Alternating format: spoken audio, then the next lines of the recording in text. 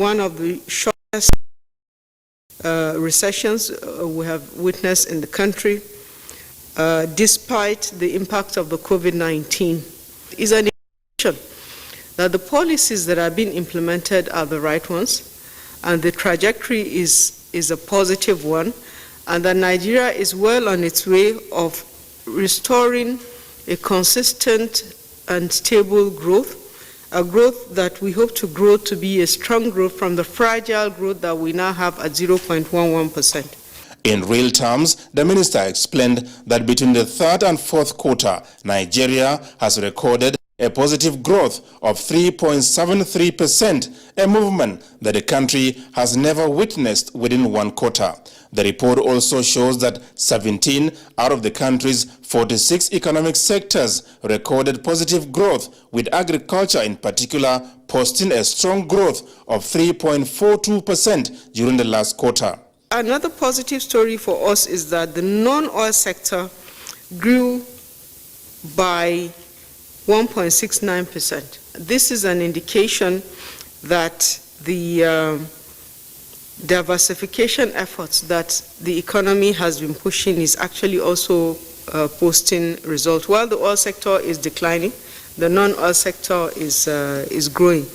We've seen overall economic activities reported strongly in the quarrying and minerals sector, in the ICT and telecommunications sector, in the cement industry, in broadcasting, in crop production, as well as in agriculture.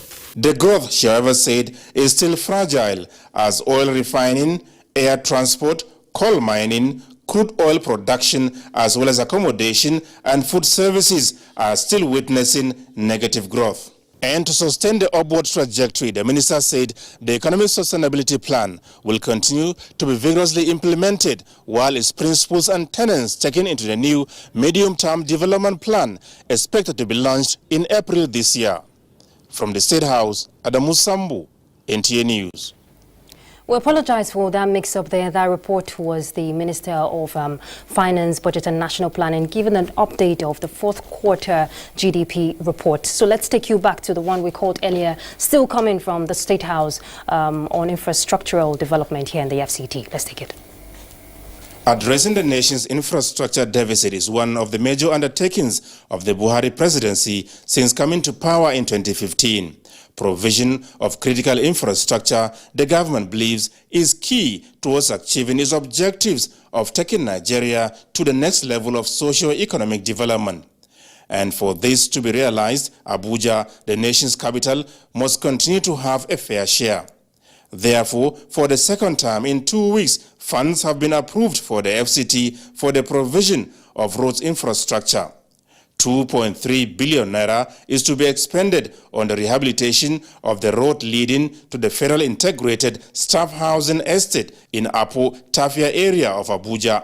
The second infrastructure project relates to the contract for the construction of an access road and car park for the Abuja Light Rail Station at Ring Road 2, otherwise known as Kukuaba Station. The intention is that by the opening of that road, that railway station will be made functional, and then commuters can use the station either when they visit the national park there or when they want to have access to the Kukuaba district. 3.6 billion naira is earmarked for the project, while 373.4 million naira will be utilized for the purchase of 2 heavy-duty tow vehicles with mounted cranes for the Directorate of Road Traffic Services, otherwise referred to as the VIO. 2 other procurement memos presented by the Minister of Health were also approved by the Council towards upgrading as well as upscaling the capacity of NAFDAC in the execution of its mandate, particularly in detecting fake and substandard drugs as well as other materials. First memo was about 40 true scan devices, which are mobile scan devices, to be able to recognize fake and substandard drugs brought in either across the border or found within the country. The second Memo is about laboratory strengthening, improving and upgrading all the laboratories we have in the country, about 6 laboratories for NAFDAC, for testing materials that are brought into the country. Both of these contribute strongly to what we call the benchmarks for the NAFDAC to be able to allow the manufacture of vaccines in Nigeria. Nigeria, the minister said, has an ambition to start manufacturing vaccines and getting NAFDAC's laboratory capacity upscaled with the ability to speed up and make diagnostics more accurate in respect of fake and substandard drugs is a critical condition. From the State House, Adamu Sambu, NTA News. A look at AGRIC, United Nations Food and Agriculture Organization, says development of abandoned grazing reserves will actively address farmers' herders' crisis in Nigeria. Now, this is coming as the federal government kicked off the process of implementing National Livestock Development Project in 4 states of the Federation. Let's get the details with Musa Baba Aliyu. The recent survey conducted by the Federal Ministry of Agriculture revealed that Nigeria has 405 designated grazing reserves in the country. Out of this figure, only 144 are gazetted are in bad state.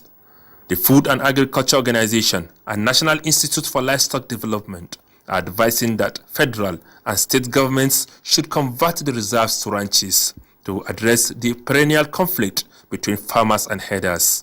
Look at the National Livestock Transformation Plan.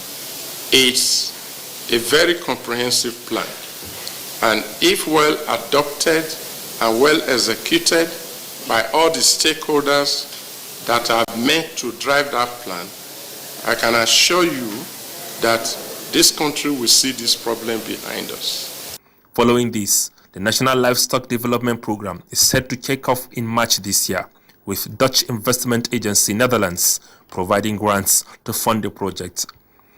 20 states and the FCT have indicated interest to key into the federal government project. It's not compulsory for all the states of the nation because there must be comparative cost advantage and what is called opportunity cost. So he has started a pilot this, and I'm sure that it will solve the problems that we're encountering right now. The pilot program will take off in Nasarawa, Gombe, Adama and Plateau states, which will also serve as training centers. The project will also include dairy production and animal fattening for beef and is expected to feature conflict resolution mechanisms. In Abuja, Musa Baba Aliyu, NTA News. Although Africa is the least contributor to global carbon emissions, it is most impacted by climate change, which has spiraled into security crises in the region. Well, the United Nations Security Council is therefore advocating urgent action in addressing climate-induced threats to international peace and security. Onenge Fineface reports. The theme, maintenance of international peace and security, climate and security. The United Nations Security Council is concerned about the increasing rates of climate crisis affecting millions of people. If this council is going to succeed in maintaining peace and security worldwide, then it's got to galvanize the whole range of UN agencies, organizations, and into a swift and effective response. We need a greater focus on prevention through strong, ambitious climate action. We must get the world on track to achieve the goals of the Paris Agreement and avoid climate catastrophe. We must create a truly global coalition to commit to net zero emissions by the middle of the century. Shrinking Lake Chad, ocean warming due to pollution, biodiversity loss and deforestation continue to deplete available natural resources and result in conflicts and violent extremism, especially in Africa. Africa, unfortunately, will suffer the worst consequences of climate change, despite being the least responsible for global greenhouse gases. Unprojected climate changes for Africa suggest a future of increased water insecurity, decreased agricultural yields, encroaching desert, as well as damaged coastal infrastructure. The Security Council sees a negative spiral effect in which climate change undermines the ability to cope with conflict, and conflicts undermining resilience to climate change. The more reason for urgent action. Onengiye Fineface, NTA News. And more on the environment, the National Oil Spill Detection and Response Agency, Niger, says it is working closely with a Spanish-based organization to ensure Nigeria acquires the latest technology used for the control and prevention of explosions in the petroleum industry. Kenneth Inanim reports that the new technology was unveiled to stakeholders at a virtual meeting at the instance of Minister of State for Environment. Nigeria has lost a lot of lives and property to explosions of various degrees, especially in the petroleum sector. A situation that the National Oil Spill Detection and Response Agency has been searching for solution to. Now, the country is about to reverse the situation with this new explosion control technology, which has the capacity to absorb energy from burning fire.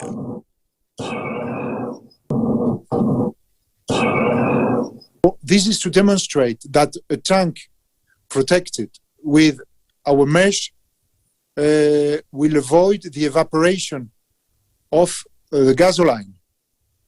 You can have hardly 2% maximum of gas. Some years ago, I think it was in... Personnel of the National Oil Spill Detection and Response Agency and other stakeholders are expected to leverage on the new technology to mitigate environmental, social and economic impact of explosions in the country. The most important thing we are focusing on is explosions.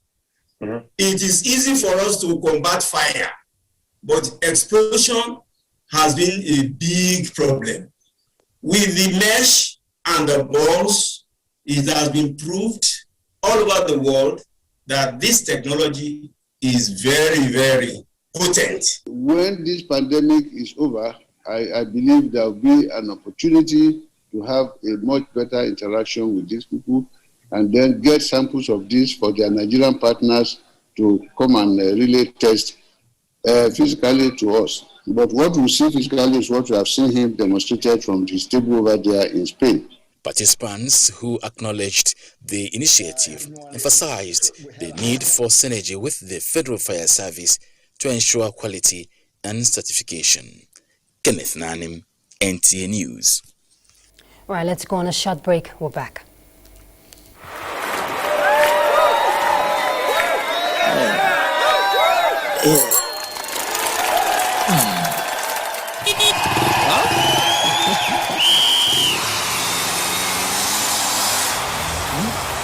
Latest entrant, latest technology. Welcome to Intel 4G LTE Advanced and experience super fast internet access today. Visit intel.com.ng or any of our stores in Lagos, Abuja, and Port Harcourt to get started. Intel. Live more. Thanks for staying tuned. The Armed Forces of Nigeria is to upskill military operations for the protection of critical assets of the Nigerian National Petroleum Corporation spread across the country. The Chief of Defense Staff, Major General Lucky Irabo, announced this while receiving the Group Managing Director of NNPC, Mele Kyari, on a working visit to the Defense Headquarters, Abuja. It's my intention to cooperate maximally with you and your team and to give the necessary instructions that will enable all officers within the leadership hierarchy of the armed forces to be of help to the NNPC, given that our resistance economically rests almost solely on the proceeds arising from your operations. I'm most happy to work with General Irabo to support greater national interests and protection of international assets. We believe that we'll work with you most profoundly to deliver on all our responsibilities. GMD also congratulated the Chief of Defense Staff on his well-deserved appointment.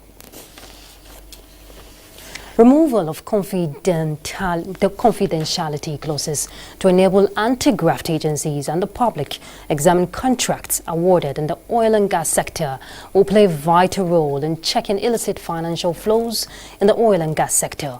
Now, this was brought to the front burner at a meeting to review a report on illicit financial flow in the sector organized by the Independent Corrupt Practices and Other Related Offences Commission in Abuja. Nigeria's economy is reported to be highly dependent on the oil and gas sector. Reports also indicate that the industry equally contributes 95% of illicit financial flows yearly. This, according to participants at this virtual meeting, weakens the country's ability to support its economic growth and provide social services to the citizens. Every country looks forward to developing its economic aspirations by boosting trade and investment. However, it turns out that this very channel is also the channel for losses of revenue and capital. Experts and resource persons identify undervalue and reporting of production as well as manipulation of contracts as the main avenue for illicit flows. We are losing, according to NTA, $15 to $18 billion yearly. A lot of it on oil bunkering, 35%. But interestingly, commercial transactions with the international oil companies amounts to 60%. When you have a culture of impunity, you can have the best legislation, you can have the best contracts. Some people will not comply with those provisions and absolutely nothing will happen to them. The forum is of the view that cross-border movement of funds through illegal activities will only be curtailed through building capacity of the country's contract negotiators to enable them identify hidden clauses and exposing contract deals for public scrutiny. In Abuja, Joseph Otsen, NTA News. In the last 6 years, the Economic and Financial Crimes Commission has been without a substantive chairman. Well, the confirmation of Abdurrashid Bawa by the Senate has now changed the narrative. National Assembly correspondent Ignatius Unkwo reports on the parliamentary screening of the new EFCC chairman. 9 days after the receipt of the presidential request for the confirmation of Abdurrashid Bawa as chairman of the Economic and Financial Crimes Commission, the Senate has grilled the nominee. The atmosphere was frenzy as family members, friends and colleagues of Abdurrashid Bawa thronged the lobby of the National Assembly in solidarity. Inside the Senate chamber, Abdurrashid Bawa was ushered in by the senior special assistant to the President of National Assembly Matters, Senate, Babajide Omoworare, and then question and answer session ensued, where he promised to curtail the use of discretion from the office of the chairman, ensure transparency and the digitization of operations of the commission. How are you going to set up your operations, a chairman of EFCC? How do you intend to reposition this commission so as to create confidence in the minds of Nigeria? I'm not unmindful of the enormous responsibility before me and my colleagues, but I believe we are up to the task. And I also believe that we will not fix the blame of the past. We will accept our own responsibility for the future. Bawa noted that he will discharge his duties without fear or favor as he made clarifications on the alleged mismanagement of seized and forfeited assets at the Port Harcourt Zonal Office of the Economic and Financial Crimes Commission under his watch. I, as zonal head of the EFCC, never for once sold a single asset in Port Harcourt. I never did. The then Secretary of the Commission, together with 3 directors and other staff from the headquarters, flew into Port Harcourt and disposed of the trucks. I'd like to begin, Mr. President, by thanking Mr. President and Commander-in-Chief President Muhammadu Buhari for this nomination. This nomination is unique. Will the Senate confirm the nomination of Abdurrashid Bawa as chairman of the Economic and Financial Crimes Commission, EFCC. Those in favor say aye. Those against say nay. The ayes have it. The nomination of Abdul Rashid Bawa is hereby confirmed as chairman of the Economic and Financial Crimes Commission. Congratulations. Abdul Rashid Bawa is to take over from Mohammed Umar Abba, who was appointed acting chairman by President Muhammadu Buhari in 2020 following the suspension of Ibrahim Magu. The 8th Senate had twice in 2 separate occasions in 2016 and 2017 rejected the confirmation of Magu. The legislators also confirmed the nomination of the appointment of Larry Obinna-Chukwu for appointment as Commissioner for the Nigerian Law Reform Commission. That the committee is satisfied about his qualifications, experience, suitability, competence and integrity. Senate has passed 11.3 billion naira capital expenditure of the 2020 budget of the Nigerian Police Trust Fund. It has adjourned to Tuesday, the 2nd of March 2021 to enable committees carry out their oversight visits. From the National Assembly, Ignatius Nkwo, NTA News. And from the Green Chambers, the House of Representatives has called for the inclusion of cervical cancer vaccine in the list of routine immunization programs in Nigeria. This, it believes, will help prevent the spread of cervical cancer in the country. In adopting the motion from Representative Bamidele Salami, House members noted that cancer of the cervix is sexually transmitted and has no cure.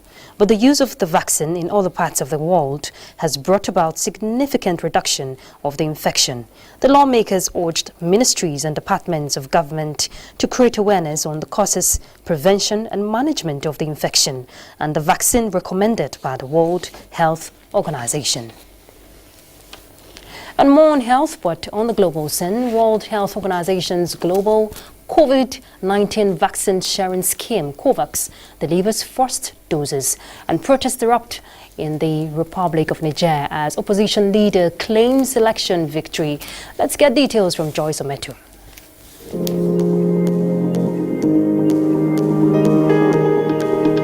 We begin with a cheering news. Ghana has become the first recipient of COVID-19 vaccine distributed by the Global Vaccine Sharing Initiative, COVAX, which aims at getting COVID-19 vaccines to the world's most vulnerable people. A total of 600,000 doses of AstraZeneca jab arrived Accra, the Ghanaian capital, on Wednesday. In a joint statement, the WHO and the United Nations Children's Fund, UNICEF, described the occasion as momentous and critical in bringing the pandemic to an end. Meanwhile, U.S. Food and Drug Administration said Johnson & Johnson's COVID-19 vaccine is safe and effective, paving the way for its approval for emergency use. The FDA's advisory panel of independent experts meets this Friday to decide whether to approve the shots. From India, we hear that the country has announced an expansion of its vaccination program on Wednesday, but warned that breaches of coronavirus protocols could worsen the infection surge. Worldwide, confirmed coronavirus infections have crossed 112 million, while global death toll now stands at 2.4 million. Nigeria on Monday recorded 571 new COVID-19 cases, raising the total number of infections in the country to 153,187. In other news, protests erupted in Niger on Tuesday after the country's monumental election result named ruling party candidate Mohamed Bazoum as the winner. Supporters of Usman took to the streets of the capital, Niamey, and gathered at the headquarters of the ruling party, but were quickly dispersed by police who fired tear gas. Usman's campaign alleged fraud before the results were declared and said there had been thefts of ballot boxes and threats against voters without providing evidence. The Electoral Commission is yet to comment on the accusations of irregularities.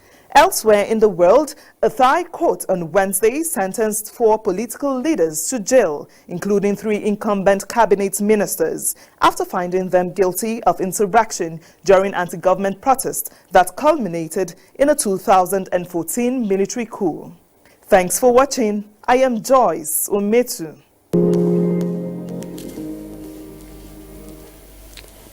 And just before we go, let's find out how will tomorrow's weather fare.